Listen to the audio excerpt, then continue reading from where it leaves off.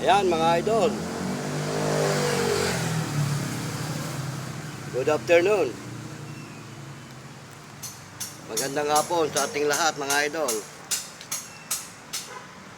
Ito na naman tayong muli upang magkasama sa maikling sandali nitong ating programa. Pero siyempre, tulad ng dati, bago ang lahat, shoutout muna sa inyo dyan, saan man kayong panig ng ating bansa naroroon, sa makulimlim na ating panahon ng ating panahon, ay binabati ko kayo ng isang magandang hapon. At nawa, nasa mabuti tayong kalagayan.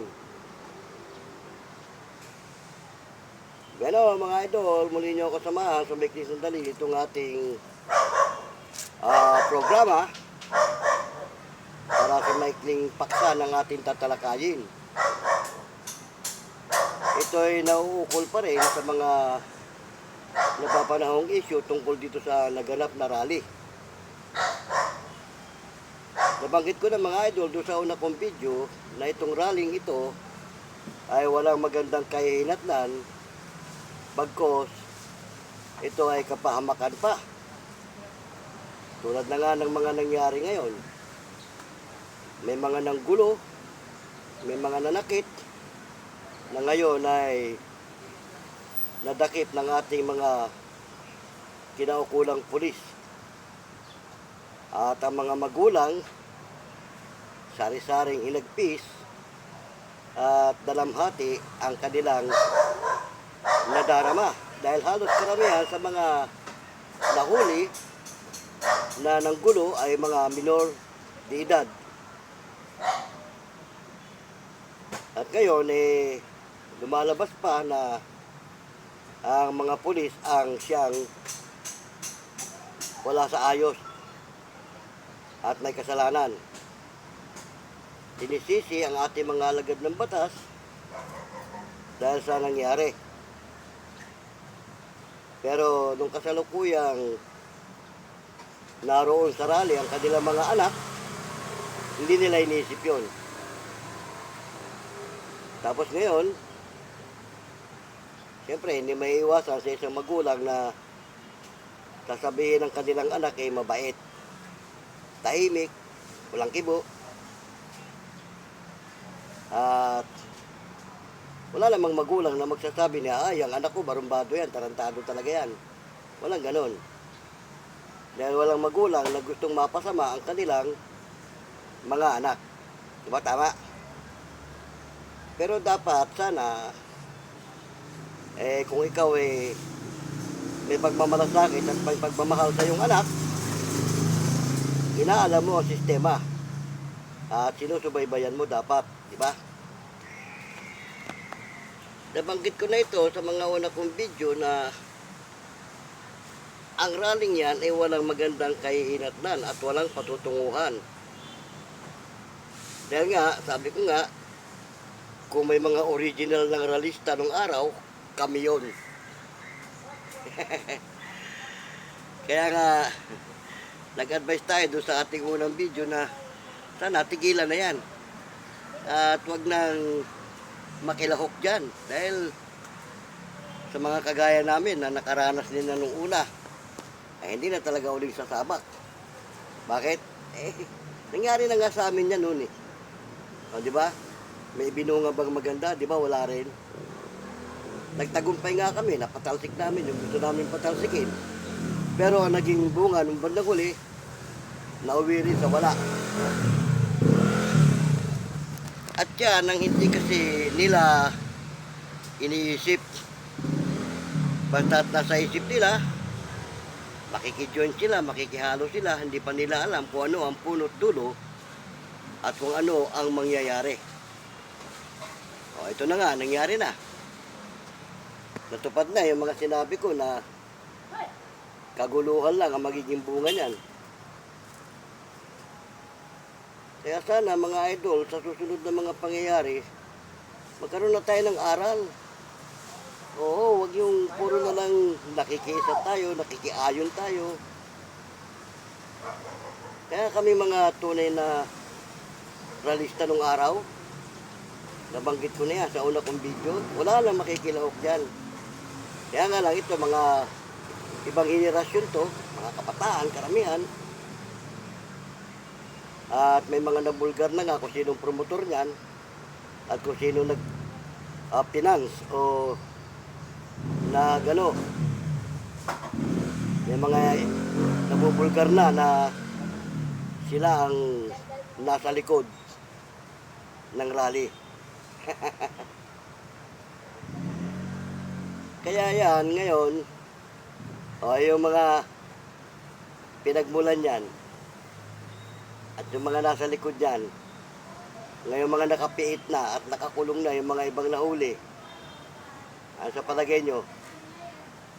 Tutubusin kaya sila niyan o tatangkiligin? Yan mga idol. Kaya ang bansa natin hindi na umunlad dahil sa ganyang sistema. Yung mga elitista na hindi makontento sa sistema ng ating gobyerno, sila mga promotor niyan. At kawawa lang ang mga nagiging biktima tulad ng mga kabataan na yan, no? Biktima lang din yan sila ng maling sistema. Di ba? O ngayon, sino magdurusa? Pati magulang. Kaya nga yan sana magsilbing aral na yan doon sa mga susunod pang henerasyon na nagbabalak mag rally-rally na yan. Kasi, nabanggit ko na nga sa unang video nung araw kami ganyan din. Pero mabuti na nga lang kami, hindi nangyari sa amin itong mga pangyayari ngayon na nagkagulo. Dahil kami nga nung araw, ang layunin lang namin talagang yung pagkakaisa. Bagamat nakahambalang sa amin yung mga tangke ng sundalo at mga militaring nakabalandra, papasalamat nga lang din kami, hindi kami talaga pinatulan. Dahil sa totoo lang, kung gagamitin ng militar ang kanilang puwersa, sino ba naman kayo? Sino ba kami? Nung araw na yon, di ba?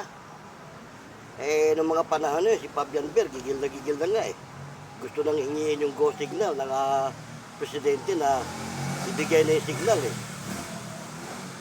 mabuti nga lang, matandang Marcos nga katulad ni Bongbong ngayon, mabait. Hindi niya pinahintulot na dumanak ang dugo.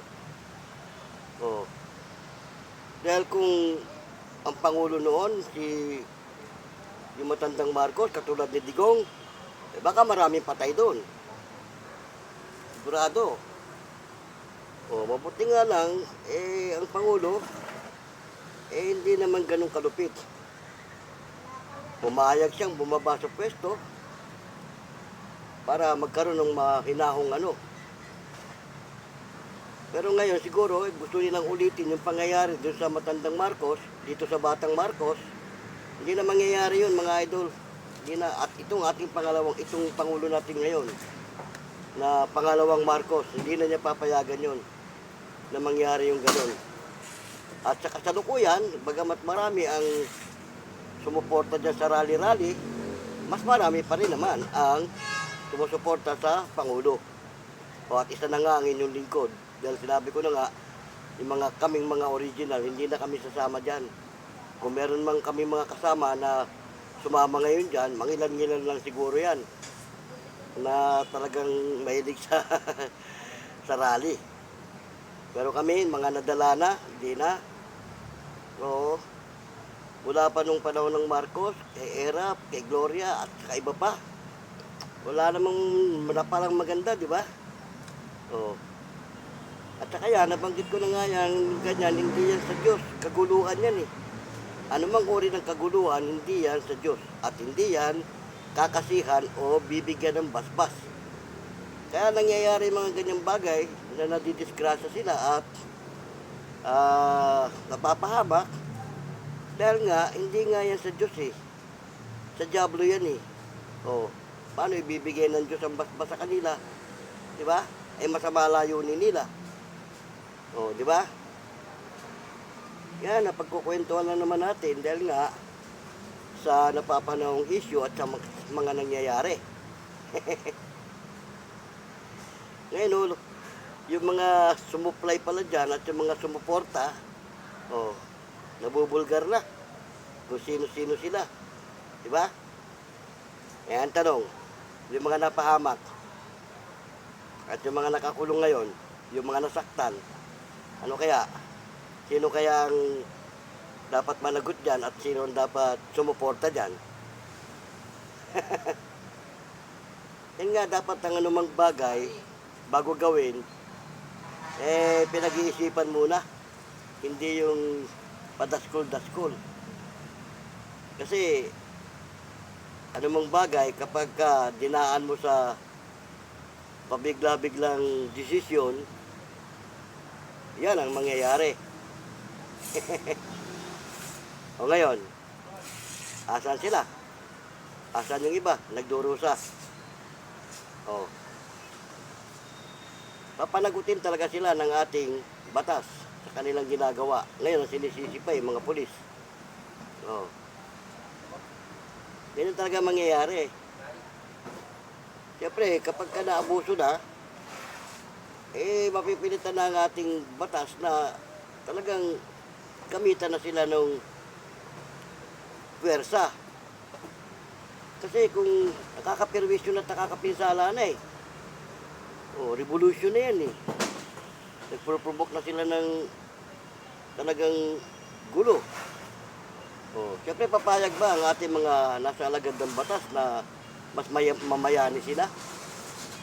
Di ba? Hindi papayag. Kaya, whether like it or not, sasawatain talaga sila. Tulad ngayon. Ano ngayon nangyari? May mga magulang na namimigati. Yan ang kasabihan ngayon, walang pagsisisi na nasa una. Laging nasa huli. Di ba? Mabuti na nga lang kami. Nakalagpas na dyan. Pas na kami dyan. Lipas na. Hindi na pwede. Mula nung nangyari sa amin na wala namang ibinungang maganda yung aming ginawang rally-rally, anumang uri ng bugso ng pagrarally, hindi na kami nakisama dyan, lalo na ako. Ayoko na. Dahil kasi nga, nakita mo na naranasan mo na. Bakit uulitin mo pa? Di ba? Mga idol, yan, napagkukwentuhan natin dahil nga sa napapanahong issue at sa mga nakikita natin. Kaya ang advice natin sa mga iba pa dyan, na lalo sa mga magulang, na ang kanilang mga anak ay nakikihalo sa ganyan, subaybayan nyo ang inyong mga anak. Baka nahihila na sila sa masamang wisyo, sa masamang galaw ng sanlibutan. Kasi, kagaya ng isang napanood natin na galit na galit siya. Hindi raw niya alam kung nagugutom yung anak niya roon, kung ano nangyayari. Alam mo palang ganun Aalalahanin mo, inaalala mo yung anak mo. Pero hindi mo inalala nung bago nangyari yan. Di ba? Yung nga sabi, walang pagsisising nasa una. Laging nasa huli. Ngayon, ano ngayon ang kahinat na ng mga kasalukuyan ngayong hawak ng ating mga pulis na nakakulong? Siyempre, mag-aantay ng tamang proseso yan bago pakawalan. At kung mapatunayan talaga na sila nag-provoke ng gulo, sigurado mananatili sila roon sa kulungan. Ayan, napagkukwentuhan lang naman natin dahil nga nakita natin yung mga pangyayari at nasubaybayan natin kung anong kinahinatnan ng kanilang ginawang rally. Kaya mga idol, sa totoo lang, dapat yung rally-rally na yan. People's power na yan, tigilan na yan eh. Oo, wala namang ibubunga maganda yan. At ang dulo niyan talaga kapahamakan. Yun nga yung ano eh, yun yung nakalagay sa Biblia na landas na tila, matuwid. Oo. Pero ang dulo niya on, kapahamakan. At yan nga ang nangyari. Pagkakabahabangi. Yung unang peace rally ng INC, yun ang maganda. Hanggang sa natapos, walang nangyaring gulo. O at hindi talaga pinahintulutan ng bawat miyembro ng INC na mahaluan sila ng infiltrator. O, di ba? Kasi ang INC kapag ka nag-rally, talagang solido yan at nagkakaisa. Merong ano yan, yung tinatawag na big kiss ng pagkakaisa. At bawat grupo niyan o bawat lokal na pinanggalingan niyan, kilala kung sino mga miyembro. Sa bawat lokal, kung ilang distrito, ilang lokal sa bawat distrito, nagkakakilalahan yan at may ugnayan. Hindi kagaya ng mga rally-rally ng ganyan na walang katiyakan, eh mahirap makisama dyan. Dahil sa amin sa INC, kapag kami naglusad ng rally, hindi namin pahihintulutan na merong grupo ng infiltrator na mapapahalo sa amin. At kami may mga simbol. Kapag wala kang simbol ng iglesia at nakihalo ka, itataboy ka namin. Either like it or not. Hindi ka pwedeng sumama. Bakit? Nagkakakilalanan ang mga magkakapatid sa iglesia. Oh, nung unang mga rally sa panahon ng matandang Marcos, hindi pa tayo INC, hindi pa ako iglesia noon. Pero ngayon, nasa loob na ako ng iglesia, kapag wala rin lang ilulunsad ng pamamahala, hindi na ako sasama dyan. Pero pag INC ang naglunsad, kagaya ng mga nakaraan, kasi sa amin iba kami. Pag peaceful, hindi namin pahihintulutan na may mapahalong iba. Kaya kung nangyaring rally na to, wala nga patnubay yan eh. Ang Iglesia ni Cristo, pag nag-rally may patnubay. Bakit? Bago umalis sa kanya-kanyang lokal, ang bawat membro nananalangin. Ipinapanalangin ang bawat miyembro na maging mapayapa. Kaya may patnubay. Di ba? Hindi kagaya nito mga ito. Ano magiging patnubay niyan? Di ba wala? Yun mga idol. Paano? Tayo naman nagkukwentuhan lang sa mga ganyang pangyayari dahil nga sa napapanahong issue at sa ating nasasaksihan. Pero mag-iiwan pa rin tayo ulit ng advice sa ating mga mamamayan dyan, lalo na sa parte ng mga magulang. Subaybayan nyo ang galaw ng inyong mga anak. Oo. Huwag niyong pababayaan na mapahalo sa ganyan. At kayong mismo mga magulang, dapat makikita ng inyong mga anak na hindi kayo nakikiisa sa ganyan. Di ba? Kaso minsan, wag lang magagalit yung iba, may mga magulang na sila pa ang promotor. Di ba? Kaya dapat, wag na. Tigilan na yan. Wala namang mapapalang maganda talaga dyan. Oo. Kasi unang-una, ano ba, layunin? Di ba? Anong atikain? Yung iba, mabuting layunin, mabuting atikain, ay yung iba. Di ba? Kung sana kung kagaya sa INC, may pagkakaisa, iisa layunin. Oo. Pagka ganyan na watak-watak, ay malabo yan. Walang magandang kahihinatnan yan. Tandaan nyo. Di ba? Ano nangyari? May binunga bang maganda? Yung mga sumusuporta dyan at yung mga promotor niyan. Paano na ngayon yung mga miyembro nyo na kayo nanguna? Kaya nyo ba silang ngayon suportahan sa kulungan? Kaya nyo ba silang suportahan ngayon doon sa kanilang kinalalagyan? Baka mamaya sisihin nyo pa. Di ba? Yan, o, paano mga idol ha?